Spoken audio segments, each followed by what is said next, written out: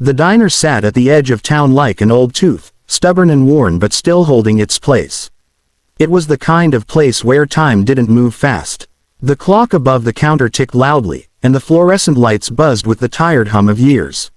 The windows were streaked with dust, and the air smelled of coffee, fried grease, and the faint perfume of old cigarette smoke that clung to the booths. Inside, the regulars were scattered in their usual spots. A trucker in a baseball cap stared at the TV with a blank expression. Two men in work uniforms argued quietly over a game of cards. The waitress, June, moved from table to table with practiced efficiency, her face calm and unreadable, as if she'd seen too much to react anymore. Then the bell above the door rang. A girl walked in. She wasn't dressed like someone who belonged in this town. Her clothes were simple, jeans and a plain t-shirt, but her presence made the room feel different. She moved with a kind of quiet confidence that didn't ask for attention, but didn't hide from it either. She sat down in a corner booth and pulled her hood down. June approached with a notepad and a polite smile. "Coffee?" June asked. The girl nodded. "Black." June hesitated for a second, then said, "You're not from around here, are you?"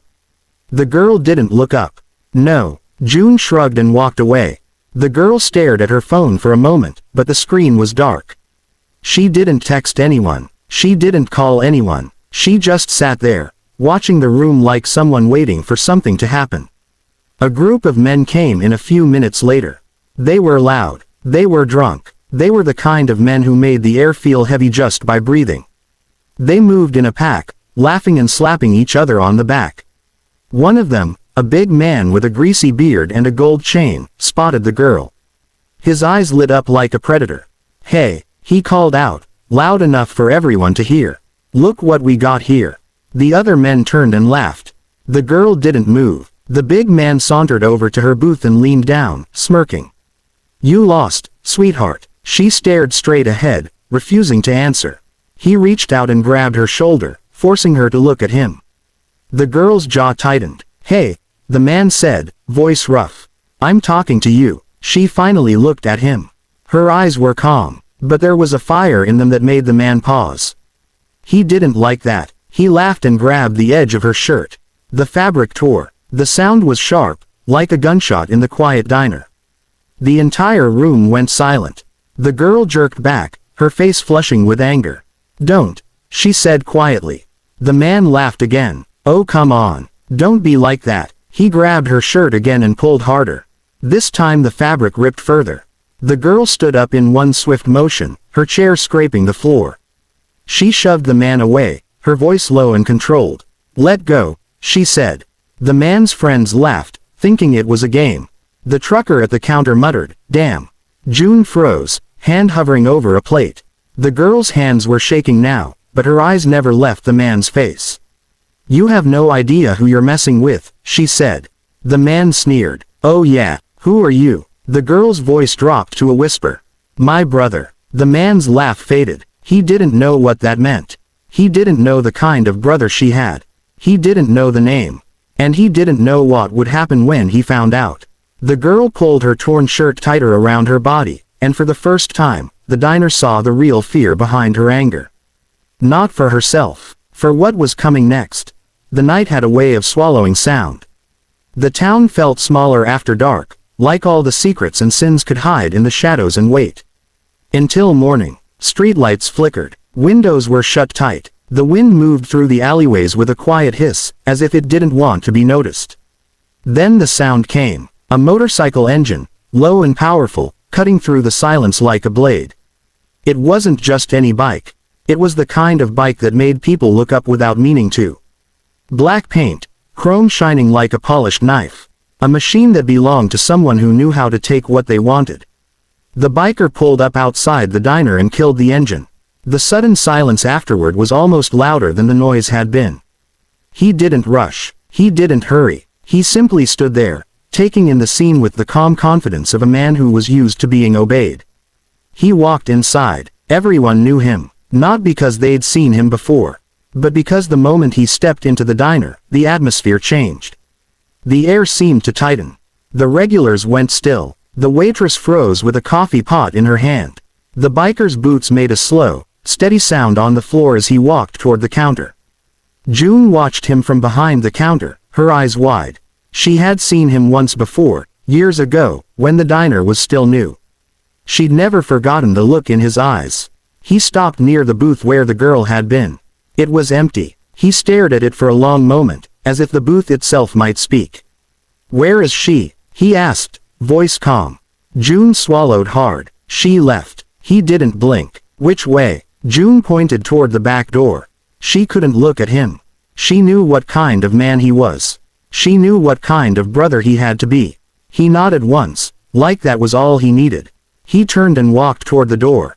He didn't look angry. He looked like a man who had already decided what would happen next. Outside, he mounted his bike. The engine roared to life, louder this time, as if the bike itself was hungry. The sound rolled through the street and into the diner, rattling the windows. The men who had been laughing earlier at the girl's expense looked up, suddenly aware of how small they were. The big man with the gold chain stood slowly, trying to act like he wasn't afraid. "What's that?" he asked, voice shaking. June didn't answer. She didn't need to, because she knew, and everyone else knew too. The biker didn't chase after the girl. He didn't need to. He didn't even need to see her. He only needed to know she was hurt. That was enough. He rode away into the night, leaving the diner behind like a warning. The men sat in stunned silence. The trucker finally whispered, "If he finds out." But no one finished the sentence. Because they all knew what would happen if he did. And they all knew it wouldn't be pretty. The road out of town was empty, the kind of road that made you feel like you were the only person left in the world. Streetlights were sparse, and the darkness seemed to press in from both sides. The wind moved through the trees like a whisper, carrying the distant sound of tires on asphalt. She walked without looking back. Her torn shirt hung on her body like a shameful reminder of what had happened. She had tried to hold it together, tried to keep her composure. But now, alone, the anger she'd kept bottled up began to leak out. She stopped at the edge of the road and looked at her hands. They were shaking, not from fear, from rage. Her breath came in shallow bursts, as if she had been running. She pressed her fingers to her chest, feeling the quick thud of her heartbeat. "Why did you do that?" she whispered to herself. She didn't mean the men in the diner. She meant herself. She had thought she could come here and disappear. She had thought she could hide from the world. But the world always found her. She took a step forward, then stopped. Again, she stared at the torn fabric in her hands. She had been trying to act like she didn't care. Like she was strong. Like she didn't need anyone. But she did. She needed him. She needed her brother. And she knew she had put him in danger. She closed her eyes and tried to remember his face. Not the face of the man who rode a bike and wore a leather jacket, but the face of the brother she'd grown up with. The one who used to pick her up when she fell. The one who used to protect her from the world. She opened her eyes and looked up at the sky. The stars were hidden behind clouds. She felt a strange kind of loneliness, like the world had turned its back on her. She thought of the diner. The way the men had laughed. The way the room had gone silent when her shirt ripped. The way her hands had trembled. She thought of her brother's eyes. The way he had looked when he'd asked where she was. She knew he was angry. She knew he would come. And she knew he wouldn't stop until he found them. She started walking again, faster this time. She didn't know where she was going, but she knew she couldn't stay here. Not while she waited for him. Not while she waited for the storm. She moved through the dark like a shadow, trying to disappear again. But she couldn't, because she wasn't just a girl with a torn shirt. She was the sister of a Hell's Angel. And that meant she had already lost her chance to be invisible. The diner was quieter than usual now. The buzz of the fluorescent lights seemed louder, and the coffee pots hissed like angry whispers. The regulars had returned to their seats, but none of them were eating. No one moved. Everyone was waiting for something to happen. The men who had ripped the girl's shirt sat at a corner table, trying to act normal. Their laughter had disappeared. Their bravado had evaporated. They kept glancing toward the door like they expected someone to burst in. And then he arrived. The bell above the door rang softly. A figure stepped inside. The air shifted. Even the jukebox, which had been playing a soft country tune, seemed to fade away. He didn't rush. He didn't shout. He didn't look around. He walked straight to the counter. June watched him with wide eyes, her body tense like a drawn bow. She didn't move. She couldn't move. The biker's boots made slow, steady sounds on the floor. Each step felt like a countdown. He stopped in the center of the diner. He turned his head slightly, just enough to see the men. His gaze landed on them. The men froze. The big man with the gold chain stood up slowly, forcing a smile that didn't reach his eyes. "Hey, man," he said, trying to sound casual. "You lost or something?" The biker didn't respond. He walked toward the table. The men sat back down as if that would make them safer. The biker stood over them.